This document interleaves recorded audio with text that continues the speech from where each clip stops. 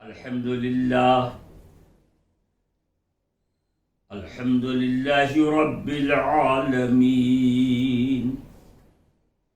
الرحمن الرحيم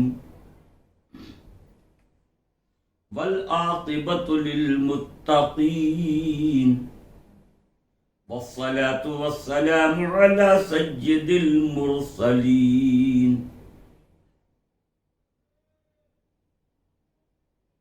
وعلى آله وأصحابه وأولياء أمته أجمعين برحمتك يا أرحم الراحمين. أما بعد فأعوذ بالله من الشيطان الرجيم. بسم الله الرحمن الرحيم.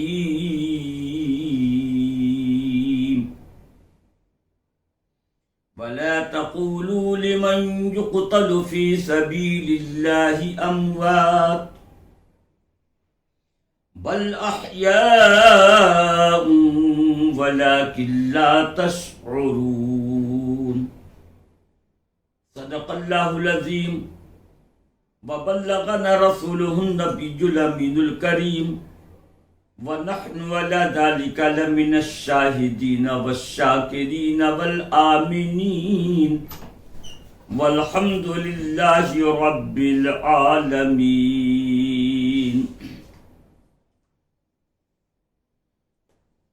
إن الله وملائكته يصلون على النبي يا أيها الذين آمنوا صلوا عليه وسلموا تسليما. اللهم صل على سيدنا ومولانا محمد معدن الجود والكرم وعلى آله وأصحابه وبارك وسلم صلاة وسلاما عليك يا رسول الله صلاة وسلاما علیک یا حبیب اللہ. حضرات محترم، محرم الحرام کا چاند طلوع ہو چکا. اسلامی سال کا پہلا مہینہ شروع ہو گیا.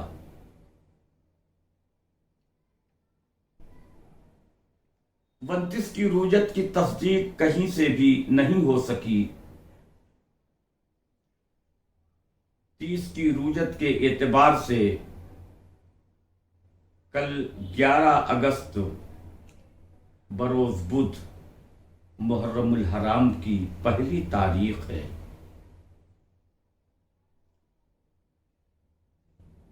20 اگست بروز جمعہ یوم عاشورہ یعنی 10 محرم الحرام کی تقریب منائی جائے گی. ماہ محرم الحرام کا چاند طلوع ہوتا ہے. حضرت امام حسین عالی مقام نواسۂ رسول راقب دوش پیمبر رضی اللہ تعالی عنہ واردہ ونا کی یاد امت مسلمہ کے دلوں میں تازہ ہو جاتی ہے اور لوگ اپنے اپنے طور پر حضرت امام حسین کی یاد میں آپ کی بارگاہ میں خراج عقیدت پیش کرتے ہیں.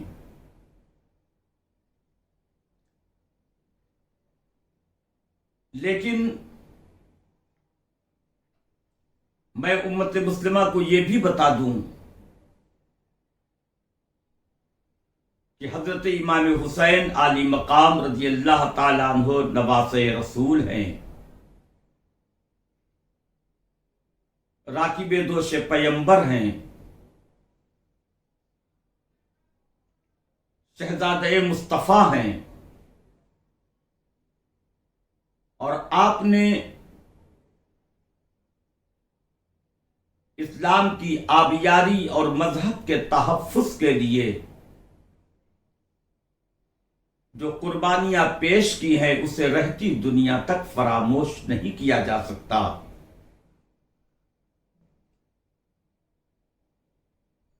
اس لیے دنیا حضرت امام حسین کی یاد مناتی ہے اور انشاءاللہ قیامت تک مناتی رہے گی۔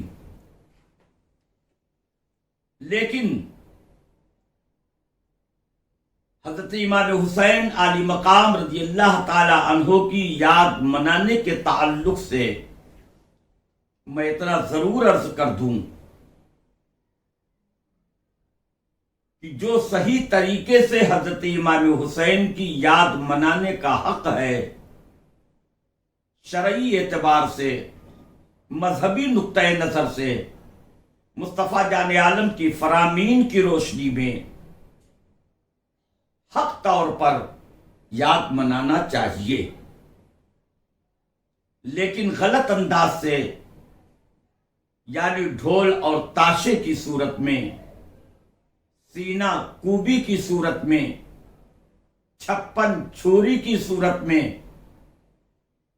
اور غلط انداز سے تعزیہ کا ڈھانچہ بنا کر حضرت امام حسین کی یاد کے نام پر سنی میں ہاوڑا پل اور دیگر مصنوعی چیزیں بنا کر حضرت امام حسین کی یاد میں جو لوگ خراج عقیدت پیش کرتے ہیں وہ غلط ہے۔ حضرت امام حسین کی شہادت کے واقعات صحیح طریقے سے علماء اکرام سے پڑھوا کر سننا جائز ہی نہیں، مستحب اور بہتر بھی ہے۔ حضرت امام حسین کے نام کی مجلس منانا اچھی چیز ہے۔ حضرت امام حسین کی بارگاہ میں ایصال ثواب کے لیے کھچڑے، سبیل، شربت بنانا، لوگوں کو پلانا اچھی چیز ہے، لیکن غلط انداز سے یہ تعزیے کا بنانا، ڈھول تاشے کا بجانا، سینہ کوبی کرنا، ماتم کرنا، یہ انتہائی غلط ہے۔ کربلا کے نام پر جو ڈھانچے غلط طریقے سے بنائے جاتے ہیں وہ قطعی طور پر جائز نہیں ہیں، اس سے بچنا چاہیے، بچنا چاہیے، بچنا چاہیے۔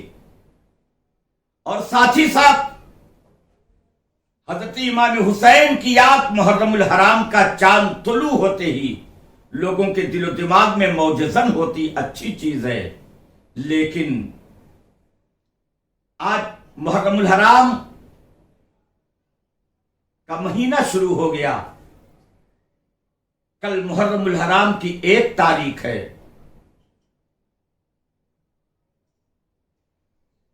امت مسلمہ کو اسے بھی یاد رکھنا چاہیے کہ اس مہینے کو حضرت عمر فاروق اعظم یعنی خلیفہ دوجم رضی اللہ تعالی عنہ کی شہادت سے بھی نسبت حاصل ہے۔ ذی الحجہ کی 26 یا 27 کو باختلاف روایت لولو مردود نے آپ پر وار کیا، اور پھر اس کے بعد محرم الحرام کی 1 تاریخ کو آپ کا وصال پرملال ہوا۔ اس لیے محرم الحرام کی 1 تاریخ کو خلیفہ دوجم، اللہ کے پیارے رسول کے سچے اور پیارے چہیتے یعنی حضرت عمر فاروق اعظم رضی اللہ تعالی عنہ کی بارگاہ میں بھی ایصال ثواب کرنا چاہیے، اسے بھی لوگوں کو یاد رکھنا چاہیے۔ ہمارے خطبہ، مقررین اور علماء محرم الحرام کا چاند طلوع ہوتا ہے،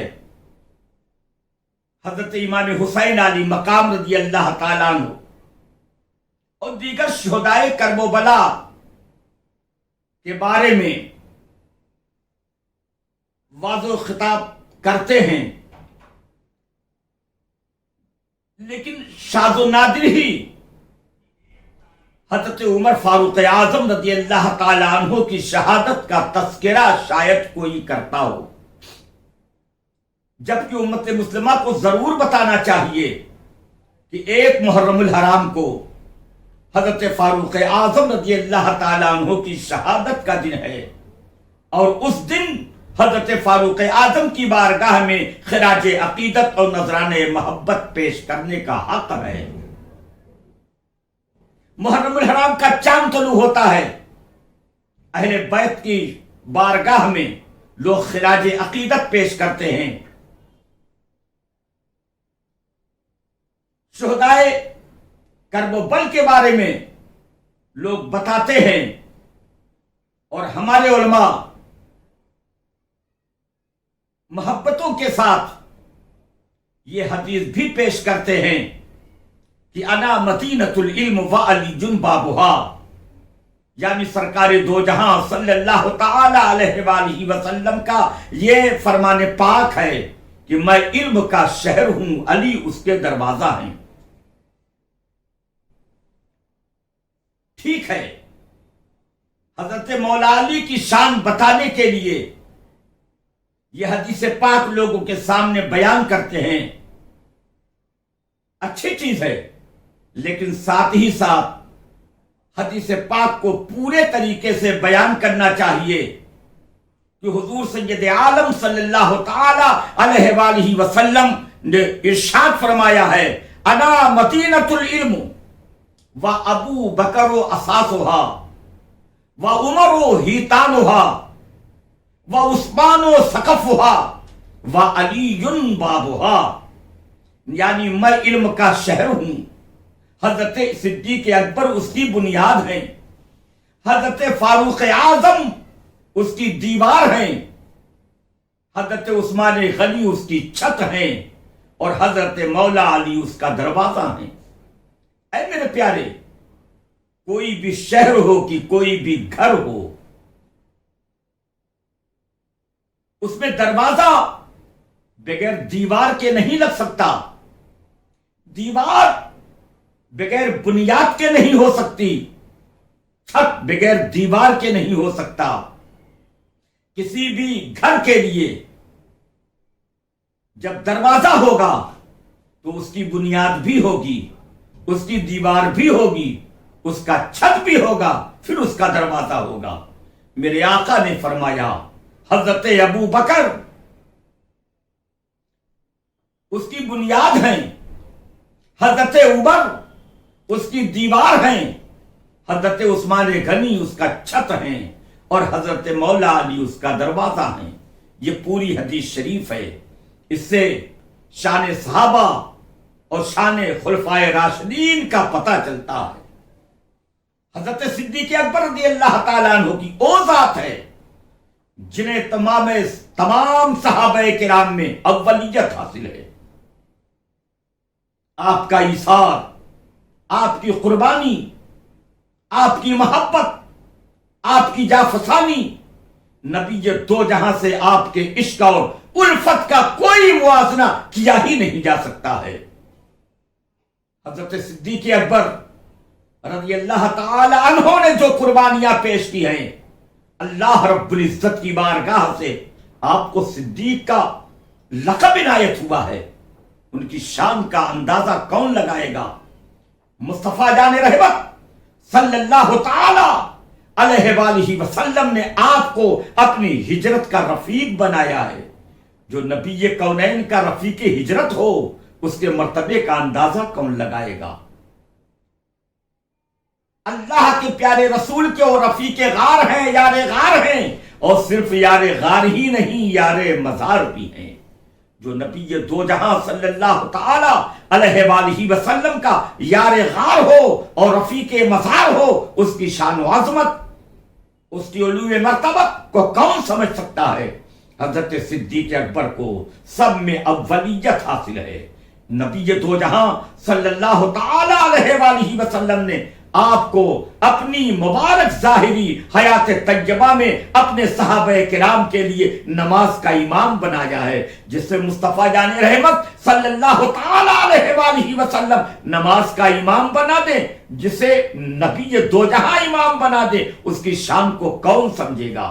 حضرت صدیق اکبر بہت بلند، بلکہ سب سے بلند مرتبے کے مالک ہیں۔ حضرت صدیق اکبر کی شان بہت عظیم ہے۔ اور دوسرے نمبر پر حضرت عمر فاروق اعظم رضی اللہ تعالیٰ عنہ ہیں، جن کی قربانی عظیم ہے، جن کی جانفشانی عظیم ہے، جن کی محنتیں عظیم ہیں، جن کے بارے میں اللہ کے پیارے رسول صلی اللہ تعالی علیہ وآلہ وسلم نے ارشاد فرمایا کہ اگر میرے بعد کوئی نبی ہوتا تو وہ عمر فاروق اعظم ہوتے، لیکن میرے بعد کوئی نبی نہیں۔ حضرت عمر کا یہ مقام ہے۔ اللہ کے پیارے رسول جب صحابہ کرام سے کسی امر میں، کسی بھی معاملے میں مشورہ کرتے تھے، تمام صحابہ مشورے دیتے تھے، لیکن میرے بزرگوں دوستو، صحابہ کرام کے مشورے میں اگر وہی کسی کے مشورے کے مطابق نازل ہوتی تھی تو حضرت عمر فاروق اعظم کی ذات ہے۔ حضرت عمر فاروق اعظم کے مشورے کے مطابق خدا کی بارگاہ سے مصطفیٰ جان عالم صلی اللہ تعالی علیہ وآلہ وسلم کی بارگاہ میں وہی نازل ہوا کرتی تھی۔ میرے بزرگوں، حضرت عمر فاروق اعظم کی یہ شان ہے۔ حضرت فاروق اعظم کا وصال یکم محرم الحرام کو ہوا ہے۔ حضرت عمر فاروق اعظم بہت بلند مرتبے کے مالک ہیں۔ اللہ رب العزت نے او مقام عنایت فرمایا کہ حضرت فاروق اعظم رضی اللہ تعالیٰ عنہ نے حضرت ساریہ کے ہم رقابی میں لشکر نہاوند کی جانب بھیجا۔ مدینہ منورہ سے 1 ماہ کی دوری پر ہے، 1 ماہ کی دوری کا راستہ ہے۔ نہاوند میں کفار اور مسلمانوں کے درمیان جنگ جاری تھی۔ جمعہ کا دن تھا۔ حضرت عمر فاروق اعظم رضی اللہ تعالیٰ عنہ مسجد نبوی کے ممبر شریف پر خطبہ دے رہے تھے۔ اچانک خطبے کے درمیان خطبہ دیتے دیتے اچانک فرما رہے یا ساریۃ الجبل، یا ساریۃ الجبل، یا ساریۃ الجبل، 3 مرتبے حضرت فاروق اعظم نے یہ فرمایا۔ مجمع حیران ہے، نمازی حیران ہے، مسجد میں حاضرین حیران ہیں، یہ کیا ہو گیا، یہ کیا ہو گیا؟ حضرت فاروق اعظم اچانک خطبہ دیتے دیتے یا ساریۃ الجبل، یا ساریۃ الجبل، یا ساریۃ الجبل، یہ کیا بول رہے ہیں؟ خطبے کے درمیان یہ کیا بول رہے ہیں؟ لوگوں نے سوچا کہ شاید حضرت فاروق اعظم رضی اللہ تعالیٰ عنہ پر دیوان کی طاری ہو گئی ہے۔ نماز ختم ہوئی۔ حضرت عبدالرحمن ابن عوف حضرت فاروق اعظم کے سامنے آئے، عرض کیا یا عمر یہ کیا معاملہ تھا؟ آپ خطبے کے درمیان اچانک ایسا بولنے لگے، یہ کیا بات تھی؟ حضرت فاروق اعظم نے فرمایا جو میں دیکھ رہا تھا تم نہیں دیکھ رہے تھے۔ جنگ نہاوند میں جاری ہے، حضرت ساریہ سپہ سالار ہیں۔ میں نے مسجد نبوی کے ممبر شریف سے دیکھا کہ وہاں کفار پہاڑ کی جانب سے مسلمانوں پر حملہ آور ہونا چاہتے ہیں۔ میں نے دیکھتے ہی میں بے چین ہو گیا اور میں نے فوراً پکار دیا کہ ساریہ پہاڑ کی جانب دیکھو، ساریہ پہاڑ کی جانب دیکھو۔ معاملہ ختم ہوا۔ میرے بزرگوں دوستو، 1 مہینے کے بعد جب نہاوند سے یہ لشکر واپس آیا تو آ کر کے ان لوگوں نے حضرت فاروق اعظم کے سامنے جو بیان دیا، کہا یا امیر المومنین، کفار حاوی ہو رہے تھے، ہم لوگ پسپا ہونے والے تھے، لیکن اچانک ایک آواز آئی یا ساریۃ الجبل، یا ساریۃ الجبل، 3 مرتبے یہ آواز آئی۔ ہم لوگ جبل یعنی پہاڑ کی جانب متوجہ ہوئے اور کفار پر ہم نے حملہ کیا، وہ لوگ پست ہو گئے، کچھ مارے گئے، کچھ میدان چھوڑ کر کے فرار ہو گئے۔ یا عمر فاروق اعظم، وہ آواز آپ ہی کی تھی۔ اللہ اللہ، حضرت فاروق اعظم کی یہ شان ہے، حضرت فاروق اعظم کا یہ مقام بلند ہے، بہت عظیم مرتبے کے مالک ہیں، باکرامت ہیں، بہت باکرامت ہے۔ میرے بزرگوں دوستوں، حضرت عمرو بن عاص نے جب مصر فتح کیا، فتح مصر کے بعد لوگ ایک دن حضرت عمرو بن عاص کی بارگاہ میں حاضر ہوئے اور عرض کیا یہاں دریائے نیل بہتا ہے، لیکن اس کی ایک عادت ہے کہ یہ مہینہ ہے، اس مہینے کی 12 تاریخ کے بعد ایک نوجوان اور خوبصورت لڑکی کو بنا سوار کر کے اس کی بھیٹ چڑھایا جاتا ہے، اور اگر نئی نویلی لڑکی کو دلہن بنا کر کے بھیٹ نہ چڑھایا جائے تو دریائے نیل کا پانی خشک ہو جاتا ہے۔ حضرت عمرو بن عاص نے جب یہ سنا تو فرمایا وہ جہالت کی عادت تھی،